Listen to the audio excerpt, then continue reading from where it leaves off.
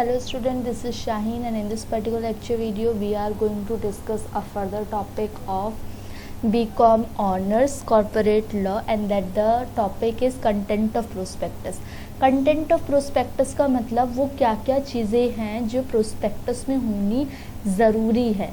ठीक है, सेक्शन 26 बताता है कि या तो कंपनी के बिहाफ पे किया जा सकता है प्रोस्पेक्टस इशू, या कोई इंटरेस्टेड पर्सन है कंपनी के बिहाफ पे, इंटरेस्टेड पर्सन है वो भी कर सकता है, लेकिन कंपनी के बिहाफ पे किया जा सकता है। Means director, board of directors वगैरह कर रहे हैं, या तो कोई इंटरेस्टेड पर्सन कर रहा है लेकिन कहीं ना कहीं इन्वॉल्वमेंट किसकी है, उस पर्सन की, तो मतलब कंपनी की। उसके बाद इसमें जो इम्पोर्टेंट है वो सेक्शन 26 है बच्चों, और जो इसके अंदर चीज़ें आएंगी वो आएंगी, देखो मैंने सब कुछ हाईलाइट करके आप लोगों के लिए पहले ही रख रखा है।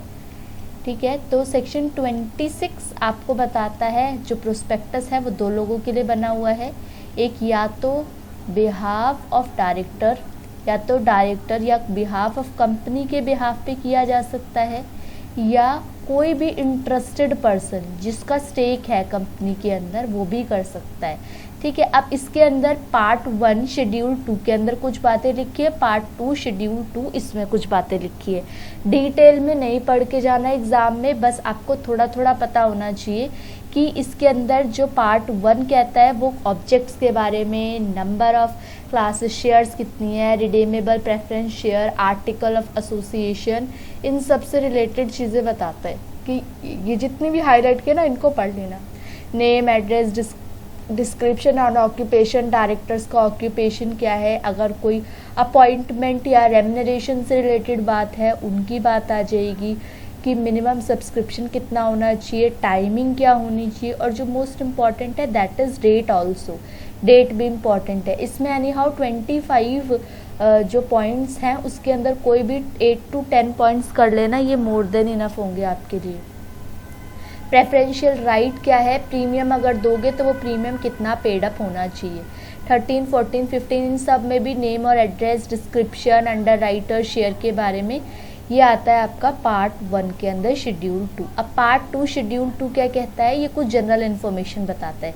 जनरल इन्फॉर्मेशन मीन्स नेम और एड्रेस क्या है, name and address of the company secretary, ठीक है, legal adviser, co manager, auditor, banker of the companies, banker to the issue, brokers, फिर डायरेक्टर का कंसेंट क्या है, ऑडिटर्स, एक्सपर्ट का ओपिनियन क्या है। ठीक है, लास्ट ईयर में अगर कोई डायरेक्टर या ऑडिटर चेंज हो रहा है उनके बारे में पार्ट 2 में लिखा है। फिर उसके बाद कुछ फाइनेंशियल इन्फॉर्मेशन है जो कि रिपोर्टर देगा, ऑडिटर देगा। ऑडिटर क्या क्या बताएगा, profit and loss of assets कितना है, रेट ऑफ डिविडेंड कितने हैं, उन सब के बारे में। Report of accountancy auditor, report of auditor क्या होती है, reports of auditor, report by the accountant.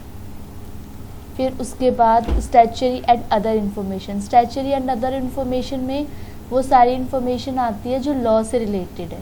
ठीक है, commission and brokerage, date of allotment, ये सारी की सारी चीज़ें स्टैचुरी और अदर इन्फॉर्मेशन में आएंगी। क्लोजिंग डेट क्या है, डेट ऑफ अलॉटमेंट क्या है, रिफंड क्या है, opinion to subscribe material contract.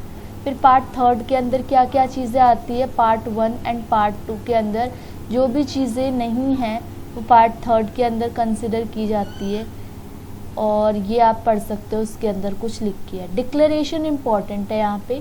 Declaration क्या बताता है, declaration that all the relevant provision of companies act 2013 की जितनी भी इम्पॉर्टेंट इन्फॉर्मेशन है वो डिक्लेरेशन के अंदर आती है। और इसके अंदर कुछ एक्ट और भी एक्ट से रिलेटेड 1956, 1992, सेबी एक्ट 1992, इन सब चीज़ों की भी डिक्लेरेशन के अंदर आती है कि अगर आप प्रोस्पेक्टस इशू कर रहे हो तो आपको इन एक्ट्स का भी ध्यान रखना पड़ेगा। स्टैचुटरी रिक्वायरमेंट, जब हम प्रोस्पेक्टस इशू करते हैं तो डेट होना चाहिए, रजिस्ट्रेशन ऑफ प्रोस्पेक्टस होना चाहिए, रजिस्टर जब आप कर रहे हो। फिर उसके बाद प्रोस्पेक्टस कितने दिन के लिए होना चाहिए, देखो ये इंपॉर्टेंट है। The prospectus must be issued within 90 days of its delivery to the registrar. Registrar में डिलीवरी करने के बाद रजिस्ट्रार में जितने भी डॉक्यूमेंट्स वगैरह जो भी इंपॉर्टेंट चीज़ें लिखी थी उसके 90 दिनों के अंदर अंदर आप प्रोस्पेक्टस को इशू कर सकते हो।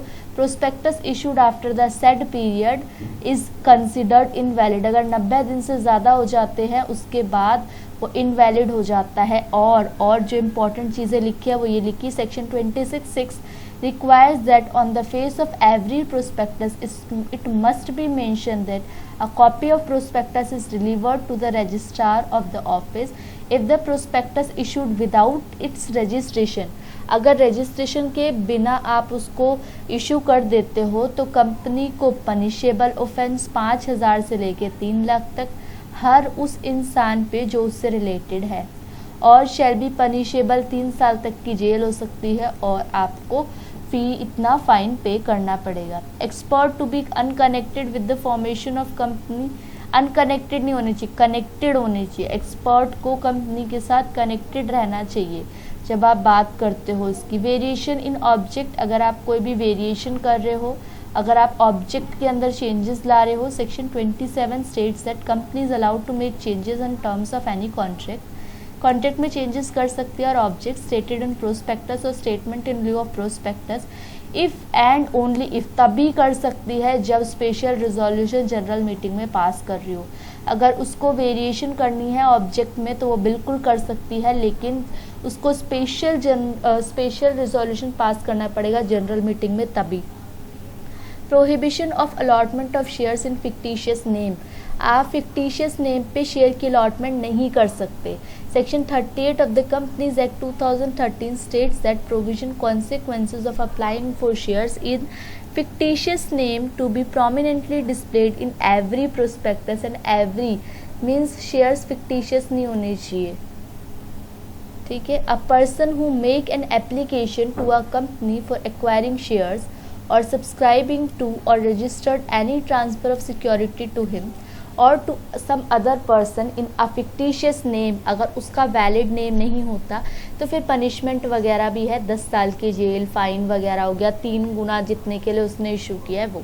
Issue of security only in dematerialised form, आप ओनली डीमैटेरियलाइज्ड फॉर्म में सिक्योरिटी को इशू कर सकते हो।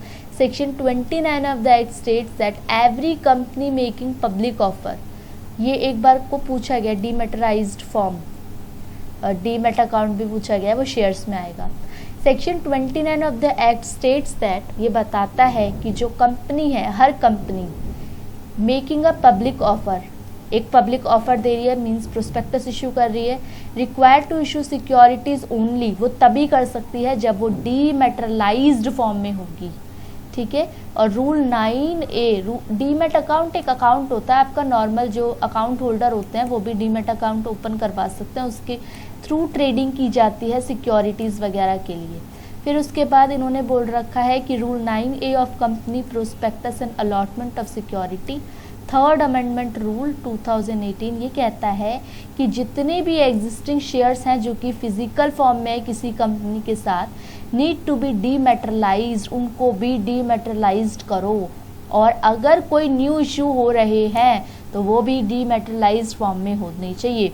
तो ये पैराग्राफ इम्पॉर्टेंट है, ये कह रहे हैं कि इशू ऑफ सिक्योरिटीज़ डीमैटेरियलाइज्ड फॉर्म में होनी चाहिए, सेक्शन 29 ये कहता है। और अगर इन केस अगर आपने ऐसी कर भी दी है तो वो भी फिजिकल, अगर फिजिकल जो ओल्ड असेट्स हैं वो भी आपके डीमैट फॉर्म में ही होने चाहिए, और जो नए इशू कर रहे हो वो भी।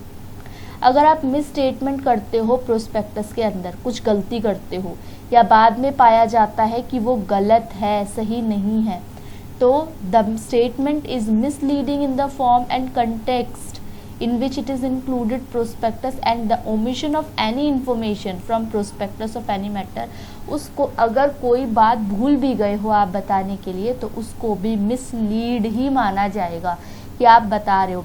तो इसमें सिविल लायबिलिटी आती है, सिविल लायबिलिटी जो डायरेक्टर्स वगैरह की होती है, और क्रिमिनल लायबिलिटी में भी इसको डील किया जाता है, क्रिमिनल लायबिलिटी, ये दोनों ही आ जाते हैं अगर आप मिस स्टेटमेंट देते हो, अगर आप मिस स्टेटमेंट होती है, मिसलीड करते हो किसी भी तरीके से, किससे, प्रोस्पेक्टस से। सबसे पहले सिविल लायबिलिटी किस किस की होगी, देखो ध्यान से, कंपनी की होगी और डायरेक्टर्स, प्रमोटर्स और एक्सपर्ट की होगी। ये इम्पॉर्टेंट है, इनके बारे में आप अपने आप लिख सकते हो कि कंपनी के अगेंस्ट क्या क्या होगी। Any person who invest in securities of a company, अगर कोई कंपनी में एंटर करता है फेथ के साथ और अगर वो प्रोस्पेक्टस के थ्रू एंटर कर रहा है, प्रोस्पेक्टस में आपने गलतियां की हैं, तो उसके लिए आप जिम्मेदार हो, डायरेक्टर्स जिम्मेदार हैं। तो सिविल लायबिलिटी डायरेक्टर्स की वगैरह की होती है। The contract can be rescinded if the following conditions are satisfied.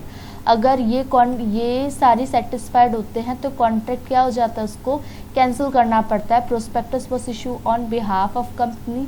रिसाइंडेड means contract can be rescinded if the following statement was misrepresentation of fact and not of law. The statement must be material misrepresentation of fact. It must be induce the shareholder to take the shares. देखो क्या है इसके अंदर कि अगर company के behalf पे shares है, कंपनी के बिहाफ पे जो प्रोस्पेक्टस है उसमें गलतियां हैं, तो उसके लिए अगर कोई ओमिशन पाई गई है, ठीक है, और शेयर होल्डर अलॉट कर रहे हैं उनको, तो इन सब चीज़ों के लिए कौन रिस्पॉन्सिबल होगा? डायरेक्टर्स, प्रमोटर्स वगैरह इसके लिए रिस्पॉन्सिबल होंगे। ये रेमेडीज़ अगेंस्ट प्रमोटर, अगर आप रेमेडीज़ जो भी आपने डैमेजेस किए हैं उनके लिए आपको क्लेम करना पड़ेगा, उनके लिए आपको लायबल होना पड़ेगा। क्रिमिनल लायबिलिटी क्या है? अगर अनट्रू स्टेटमेंट है तो फ्रॉड माना जाएगा, 447 में लिखा हुआ है। और अगर पेनल्टी बोलोगे तो पेनल्टी कितनी आती है? पेनल्टी फॉर फ्रॉडलेंट, ये क्रिमिनल प्रॉपर्टी में आएगा। मेक्स एनी स्टेटमेंट, प्रॉमिस और forecast which is false, deceptive और मिसलीड, डिसऑनेस्ट, कंसीलमेंट फैक्ट्स। तो any agreement with a view to acquiring, disposing, subscribing, underwriting share. तो अगर आप इस तरीके की कोई गलती कर रहे हो जिससे फ्लक्चुएशन आ सकती है, तो आप वो लायबल हो, और कितनी आपको फ़ाइन पे करना पड़ेगा देख सकते हो आप लोग। Penalty for failure of issue, अगर एवरेज्ड प्रोस्पेक्टस अगर आप नहीं फिल कर पाते, अगर फेलियर हो जाते हो शेयर एप्लीकेशन में, तो भी उसके लिए आपको पेनल्टी पे करनी पड़ेगी। No company can issue any form of application for shares और debentures of a company until and unless, तब तक नहीं कर सकती, it is accompanied by abridged prospectus. Abridged prospectus हमने पढ़ा था ना क्या होता है, जिसमें शॉर्ट समरी के अंदर लिखा होता है प्रोस्पेक्टस के बारे में। If any company does not any act in contravention of this provision, then the company shall be held liable for a fine 50,000 रुपये। अगर एवरेज प्रोस्पेक्टस में गलती होती है या वो नहीं होता आपका इशू।